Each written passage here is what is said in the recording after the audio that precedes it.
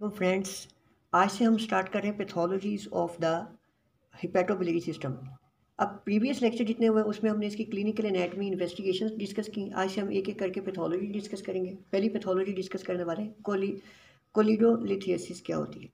कोलिलिथियसिस क्या होती है हमने ये डिस्कस करना है। कोलिलिथियसिस का मतलब ये होता है कि गाल ब्लैडर में स्टोन्स बन जाना, उसको कहते हैं कोलिलिथियसिस। अब हमने सबसे पहले कभी भी स्टोन की पैथोलॉजी आएगी, इस पैथोलॉजी को डिस्कस करते वक्त हमारे जहन में क्या बेसिक पॉइंट होने चाहिए, क्या बेसिक्स हैं जो कि स्टोन्स को डील करते वक्त हमारे जहन में होनी चाहिए। सबसे पहले हम वो डिस्कस करते हैं, फिर इंडिविजुअली एक एक स्टोन्स को देखेंगे, फिर इसकी कॉम्प्लिकेशंस और इसकी मैनेजमेंट देखते हैं। तो कोई भी जब भी हमें स्टोन की पैथोलॉजी आ जाती है, गाल ब्लैडर में फर्स्ट के स्टोन बन गया, तो हमें क्या क्या बेसिक बातें पता होनी चाहिए। फर्स्ट ऑफ ऑल हमें क्लासिफिकेशन पता होनी चाहिए कि ये जो स्टोन बनी है आखिर किस चीज़ से बनी है, बनी किस चीज़ से। ठीक है, अब केमिकल कंपोजिशन की बेस पे हम पहली इसकी क्लासिफिकेशन जो होती है on the basis of the chemical composition, यानी हम स्टोन देखते हैं उठा के कि बनी किससे हुई है। Stone on the basis of chemical composition three types की होती हैं। कोलेस्ट्रॉल स्टोन, मिक्स स्टोन जिसमें कोलेस्ट्रॉल और बाइलिरुबिन होता है, और इसके अलावा पिगमेंटेड स्टोन। जो हमारे पास पिगमेंटेड स्टोन होती हैं फर्दर ब्राउन भी होती हैं और ब्लैक स्टोन भी होती हैं। अब इसमें एमसीक्यू की बात सुन लें। ओवरऑल जो मोस्ट कॉमन स्टोन होती है ना हमारे पास, वो होती है मिक्स स्टोन।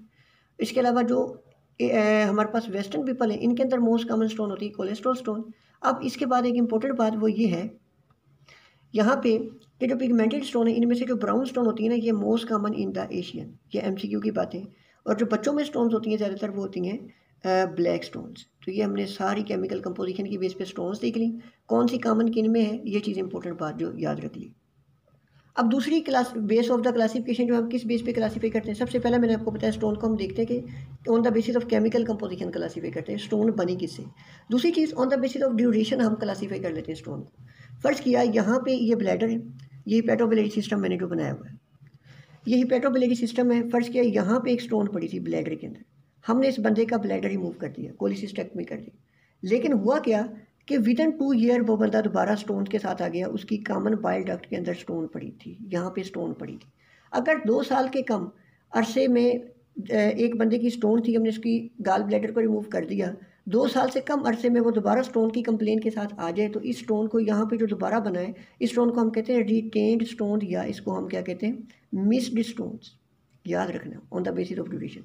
2 साल तक से कम का अरसा है, पहले उसका ऑपरेट हुआ था, 2 साल से कम अरसे में वो दोबारा स्टोन की कंप्लेन के साथ आ गया, तो दिस इज कॉल्ड रिटेन्ड या मिस्ड स्टोन।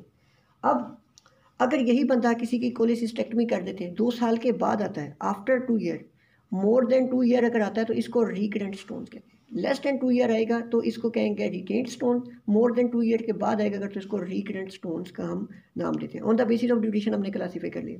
तीसरा, स्टोन्स की एक बहुत ही इंपॉर्टेंट कैट क्लासिफिकेशन होती है, वो ये फॉर एग्जांपल ये कॉमन बाइल डक्ट है, अगर यहाँ पे स्टोन बना डायरेक्टली इसमें बन गया, this is called primary stone.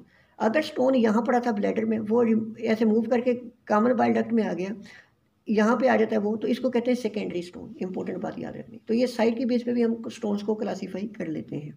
अब कोई भी तीन टाइप की स्टोन हमने केमिकल कंपोजिशन की बेस पे डिस्कस की, cholesterol stone, mix stone, bilirubin stone या पिगमेंटेड स्टोन। अब कोई भी स्टोन को जब भी हमने डिस्कस करना तो 3 से 4 बातें याद रखनी। बनी किससे हुई है, क्यों बनी है, काजिज क्या है, रेडियोलॉजी पे कैसे नजर आएगी। अब इस बेस पे आप देखें, कुछ स्टोन्स होती हैं वो रेडियो ओपेक होती हैं, जो रेडियो ओपेक होंगी वो हमें रेडियोलॉजी पे नज़र आ जाएंगी, एक्सरे पे नज़र आएंगी। जो रेडियो ल्यूसेंट होती हैं वो कभी नज़र नहीं आएगी।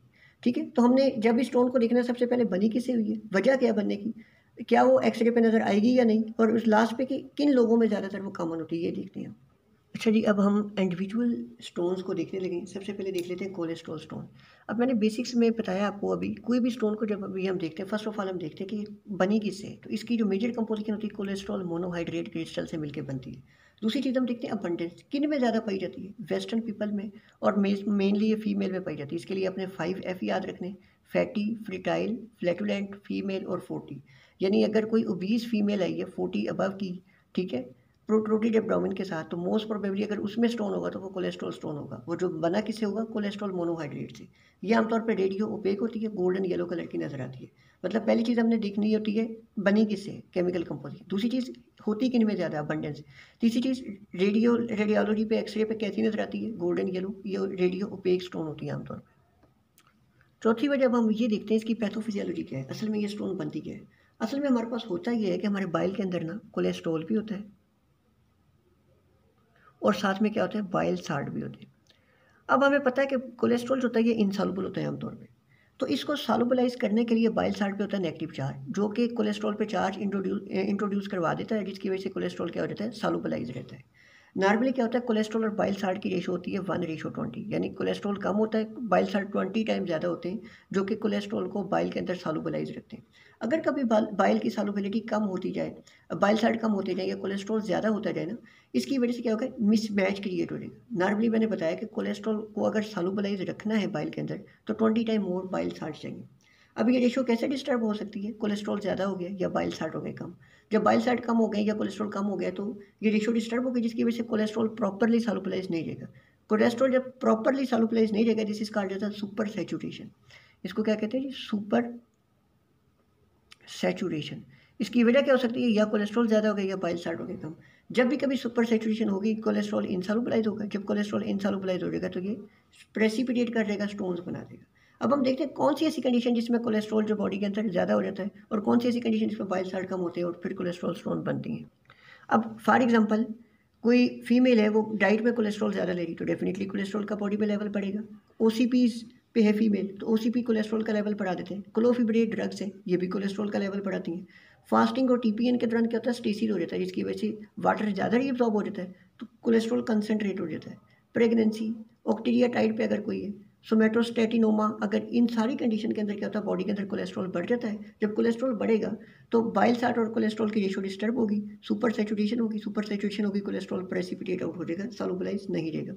कौन सी ऐसी कंडीशन जिसमें बाइल साल्ट कम हो जाते हैं, decrease intrahepatic circulation of bile salt, उसका प्रॉब्लम हो गया। Short bowel syndrome, Crohn disease, इसके अलावा सिरोसिस के अंदर हमारे पास बाइल साल्ट वैसे ही बहुत कम बनते हैं।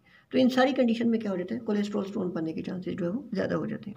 अच्छा जी, अब सेकंड स्टोन की बात कर लेते हैं, पिगमेंटेड स्टोन। पिगमेंटेड स्टोन मैंने बताया था ब्राउन भी हो सकती हैं या ब्लैक हो सकती हैं। अब सबसे पहले कोई भी स्टोन की बात आ जाती है तो जनरली वही हम देखते हैं बनी किससे होती है। लेस देन 30% इनमें कोलेस्ट्रॉल होता है, कैल्शियम बाइलिरुबिनेट होता है, कैल्शियम पाल्माटेट होता है, कैल्शियम स्टीरिएट होती है। अब ये स्टोन्स की भी जो मैं बातें बता रहा हूँ ना, ये भी मोस्टली इसमें इतनी डिटेल जो है आपके डोगर में नहीं मिलेगी, इसलिए जिन्होंने डोगर से पढ़ी वो एटलीस्ट ये चीज़ें ऊपर मेंशन कर सकते हैं, ठीक है। अब इसमें कैल्शियम बाइलिरुबिनेट, पाल्माटेट, स्टीरिएट की वजह से क्या होती है, 100% रेडियोल्यूसेंट होती है, याद रखना, ठीक है। पहले हमने देखा कोई भी स्टोन में, मैंने जैसे बताया था कि जनरली क्या देखते हैं कि ये बनी किससे, वो हमने देख लिया।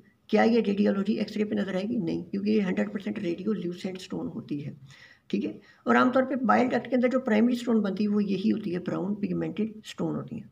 अच्छा, अब हम देखते हैं कि ये बनती क्यों है। जैसे हमने कोलेस्ट्रॉल स्टोन के बारे में देखा था कि वो सुपर सैचुरेशन होने से बनती है। ये बनती है जब भी कभी इन्फेक्शन हो जाए या स्टेसिस हो जाए। अब फॉर एग्जांपल इकोलाई का इन्फेक्शन है, ठीक है, एस्केरिस का इन्फेक्शन है, ओरिएंटल कोलेंजियो हेपाटाइटिस है। इन सारी कंडीशन के अंदर हमारे पास क्या होगा, इन सारी कंडीशन के अंदर हमारे पास जो होगी वो ब्राउन स्टोन बनेगी। इसके अलावा इनका एक कैरेक्टर होता है सॉफ्ट अर्थी स्टोन्स। इसका मतलब ये होता है कि ये बिल्कुल ब्रिटल होती है। मिसाल के तौर पर ये स्टोन्स है ना, तो अब इनको थोड़ा सा टच करें तो ऐसे छोटे छोटे जर्रात की शक्ल इख्तियार कर जाती है, इस वजह से इनको सॉफ्ट अर्थी स्टोन्स भी कहते हैं। अच्छा जी, अब लास्ट में हमारे पास रहेगी black pigmented stones. Black pigmented stone में भी उसी तरह सबसे पहले आप देखें कि ये होती सबसे ज़्यादा किन में, बच्चों में होती हैं, ठीक है। नंबर 2, इसकी कंपोजिशन बनी किससे होती है, बाइलिरुबिन और कैल्शियम कार्बोनेट होती है और कैल्शियम फास्फेट होता है। कैल्शियम कार्बोनेट और कैल्शियम फास्फेट की वजह से ये रेडियोलॉजिकली रेडियो ओपेक होता है। मतलब वही चीज़ें आपने बेसिक अगर हेडिंग बना लेंगे ना तो आसानी रहेगी। होती किन में ज़्यादा, बच्चों में। बनती किससे, बाइलिरुबिन, कैल्शियम कार्बोनेट और कैल्शियम फास्फेट से। अब कैल्शियम कार्बोनेट और फास्फेट की वजह से क्या होती है, ये स्टोन रेडियो ओपेक होती है। इस वजह से 50% केसेज में ये रेडियो ओपेक होती है, याद रखना। जबकि हमारे पास जो पहली ब्राउन स्टोन पड़ी थी वो 100% रेडियोल्यूसेंट होती है, ठीक है।